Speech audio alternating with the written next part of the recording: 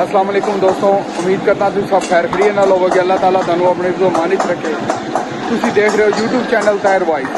दोस्तों अज मैं आया लाला जी होटल के टकाटक से। इतने असीं खुद भी खाना खाना तो मैं तुहानू दिखाना कि किस तरह कबाबां दे नाल टकाटक बनाते हैं। तो आ जाओ मेरे नाल। अगर मेरी वीडियो अच्छी लगे मेरी वीडियो को लाइक कर देना, मेरे चैनल को सबसक्राइब कर देना। तो मैं तुहानू दिखाना वा ए देखते पे कबाब लाए ना तो वो पर टकाटक बना रहे हैं। मैं तुहानू दिखाना है नाल रोटियां लग रही ने। देखो मैं मसाला पे है कबाबा का।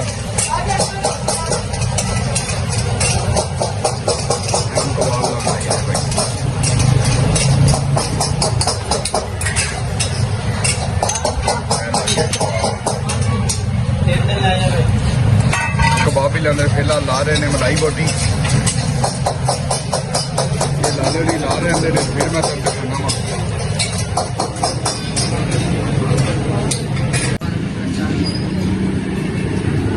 हाँ जी दोस्तों ये देख रहे हो ए कोले पे ने ए कबाब लग रहे हैं।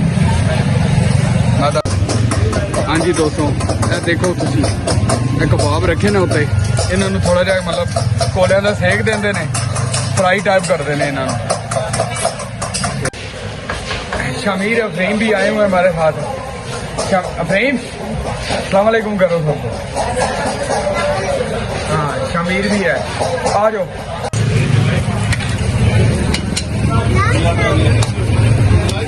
हम टकाटक तैयार हो रहे हैं जी, तैयार हो गए।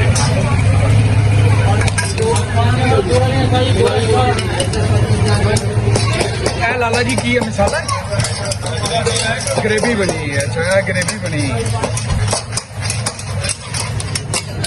कबाब भी नहीं छुपे ना।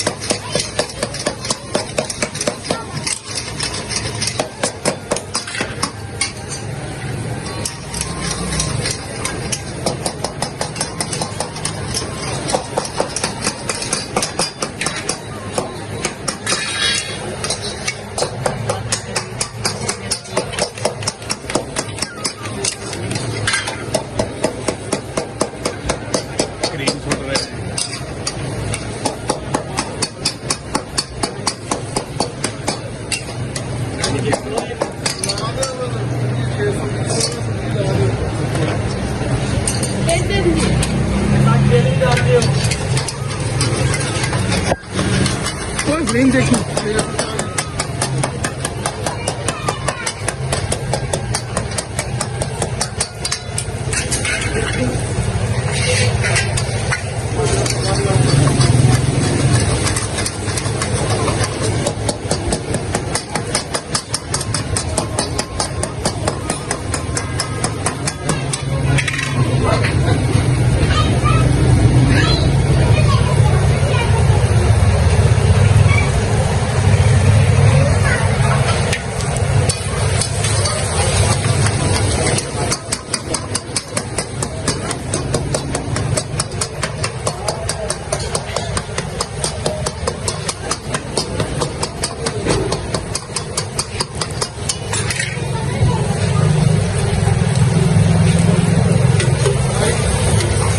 की सुटे रहते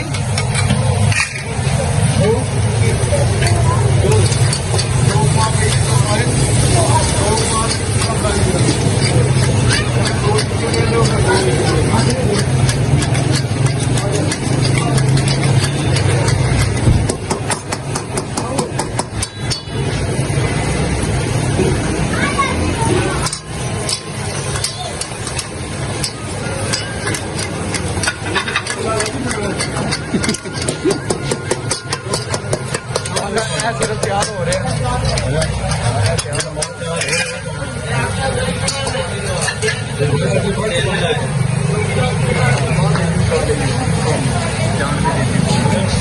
ओके भाईजान